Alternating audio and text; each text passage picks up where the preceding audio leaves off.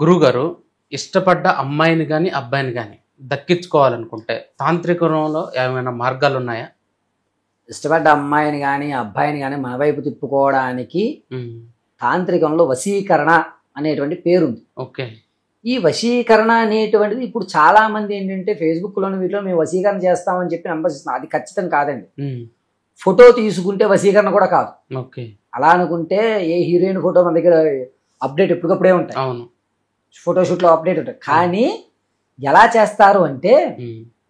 ఎవరినన్నా ఇష్టపడి వదిలేసి తను బాధపడుతున్నప్పుడు వారి యొక్క ఫోటో ఈ సాధకుడికి కేవలం ఆ వ్యక్తి అని తెలియజేయడానికే. ఓకే. ఆ ఫోటో ఒకసారి చూస్తాడని అతను పూజలో ఏం పెట్టాడు ఫోటో, ఓకే. గుర్తుపెట్టుకోండి. ఎందుకంటే అతను వ్యక్తిని చూసిన తర్వాత ఇతనికి ఒక అంచనాకు వస్తాడు. ఓకే. ఇతను ఎంతవరకు లోతట్టులో ఉన్నాడు అమ్మాయి విషయంలో, ఎంతవరకు ఈ అబ్బాయి విషయంలో ఇతను లోతట్టుగా ఉన్నారు అనేది హ్మ్. మీకు ఫస్ట్ ఆఫ్ ఆల్ ఏ మనిషిని చూసినప్పుడు కళ్ళు చూస్తారండి. కళ్ళు నిజం చెప్తున్నాయి అబద్ధం చెప్తున్నాయి అంటారు. ఓకే. అందుకే ముందు ఏంటంటే ఫోటోలు ఎందుకు అడుగుతారంటే అతని కళ్ళ వ్యవస్థను చూడడానికి. ఓకే. కళ్ళు ఇలా పక్కకు ఉండకూడదు, ఇలా చూడకూడదు, స్పెట్స్ ఉంటే ఇలా క్లియర్ స్పెట్స్ ఉండాలి తప్ప ఫ్యాషన్ స్పెట్స్ ఉంటే పనికిరావు. ఓకే. ఇలా నీట్గా అతని కళ్ళ వ్యవస్థ క్లారిటీగా ఉండడం కోసం చూసుకుంటాడు. ఓకే. తర్వాత కళ్ళను మాత్రమే జూమ్ చేసుకుంటాడు. హ్మ్. చేసి ఇతను ఎంతవరకు అమ్మాయిని ఇష్టపడ్డాడు, అమ్మాయి ఇతను ఎంతవరకు ఇష్టపడింది. హ్మ్. ఇందులో ప్రేమించిన వాళ్ళ దగ్గర 2 సమస్యలు ఉంటాయండి. హ్మ్. ఏంటంటే ఒకటి నువ్వే నా ప్రపంచం అంటారు, హ్మ్. కానీ మా నాన్న లేకపోతే నేను పెళ్లి చేసుకున్నాడు. అదేదో ముందు చెప్పరు, హ్మ్. అది లాస్ట్లో చెప్తారు. అవును. అర్థమైందండి. హ్మ్. అలాగా ఏంటంటే ముందు నుంచి ఒక మాట వ్యవస్థలో ఉండరు. హ్మ్.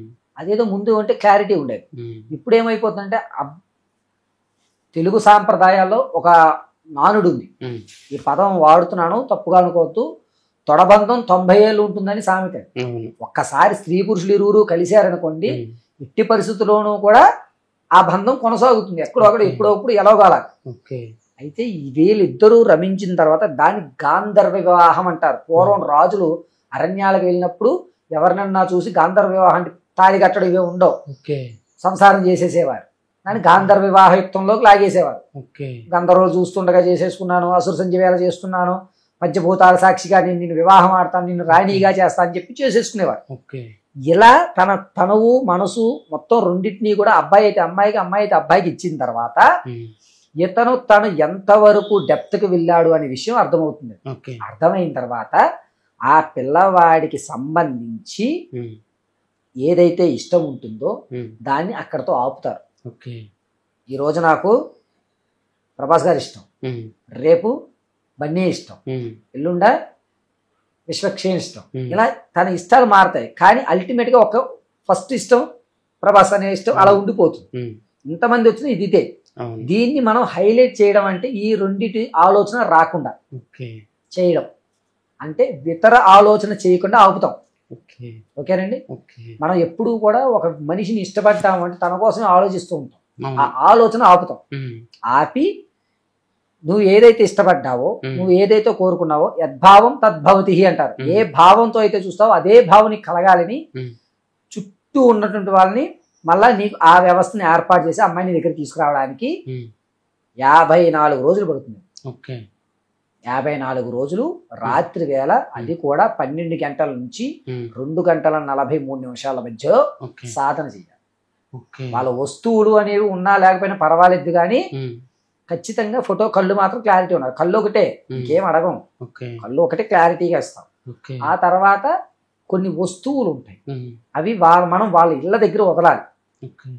అర్థమైందండి. ఇంటి దగ్గర వదులుతారు అంటే సిగ్నేచర్ అంటారు చూసారా, ఇది ధూమ్ సినిమాలో ఆయన ఏ సిగ్నేచర్ వదిలినట్టుగా మనం నా వైపు ఆలోచించాలని నా వస్తువులు ఉండాలి కదా. నేను మీ ఇంట్లో ఏదైనా వస్తువు మర్చిపోయి నా ఊరు వచ్చేసానుకోండి, అయ్యో ఇది మణికంఠ గారి వస్తువు మర్చిపోయి అని అనుకుంటుంటారు. మీరు నెక్స్ట్ టైం తేకనే వచ్చారనుకో, అప్పుడు ఏమనుకుంటారు, అయ్యి మణికంఠ గారు మీ వస్తువు మర్చిపోయానండి అన్న ఆ వస్తువు మీకు గుర్తుంది కదా. అలాగా మన గురించి అవతల వ్యక్తి ఆలోచించుకోవడానికి కొన్ని వస్తువులు మేము ఇస్తాం, ఆ వస్తువు అక్కడ మీరు పారేయాలి. అప్పుడు ఆలోచన మీ వైపు తిరుగుతుంది. అర్థమైందండి. తిరిగిన తర్వాత అంటే ఖచ్చితంగా చెప్పాలి అంటే ఏమవుతుందంటే, మనం ఊరు వెళ్తున్నామండి, మన పెంపుడు కుక్క ఏదో ఉందండి, కుక్కతో పోలుస్తున్నాను అనుకోవద్దు, మన ఏదో ఒక వస్తువు మనం ఇస్తున్నామండి, మన పిల్లాన్ని ఎవరో పక్క వాళ్ళ ఇంటికి ఇచ్చాం, మనకన్నా బాగా చూసుకుంటున్నారు. మనం ఐస్ క్రీమ్ పెడుతున్నాం, వాళ్ళు బిర్యానీ పెడుతున్నాం, బాగా చూసుకుంటున్నాం. కానీ మనం వచ్చిన తర్వాత వాడు మనతో ఆప్యాయంగా వచ్చి హత్తుకుంటాడు. అలా మనం కనబడినంత వరకు సాధన అంటే అతను మా డాడీ ఎక్కడికి వెళ్ళారో, మా పిల్లలు ఎక్కడికి, ఇలా అతను పిల్లాడు పరితపించాలి. ఆ పరితపించడానికి వస్తువు ఇస్తాం. ఓకే. అప్పుడు మనకి 54 రోజుల తర్వాత వాళ్ళు మన వైపు తిరుగుతారు. దీనికి సాధకుడు చేసి ఇస్తాం. దీనికి ఎక్కువ ఖర్చు అవుతుంది, ధనం ఎక్కువ ఖర్చు అవుతుంది. కొన్ని ఏమిటంటే లేట్ అవుతారు. అంటే మినిమం ఒక సంవత్సరం లోపు అనుకోండి చెయ్యొచ్చు ప్రయోగం. సంవత్సరం దాటింది అనుకోండి, ఈ మధ్యలో సంవత్సరంలో ప్రయోగాలు చేస్తూ ఆపేస్తూ ఉంటారు సార్, అలా అయినా జరుగుతుంది. ఈలోగా ఈడ అదృష్టం బాగుండి అమ్మాయికి పెళ్లి అయిపోయింది అనుకోండి, మనం ఏం చేయలేం.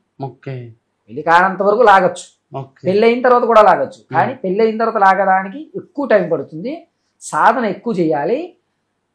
మన వస్తువే కాదు, మనం కూడా కొన్ని క్షణాలు ఆ ఇంట్లో గడపాలి. అలా అయితే వాళ్ళని మనం మన వైపు తిప్పుకోవచ్చు తాంత్రికం. ఈ వశీకరణ అనేటువంటిది నడుస్తుంది. చాలా చక్కగా చెప్పారు గురుగారు. పరమేశ్వర.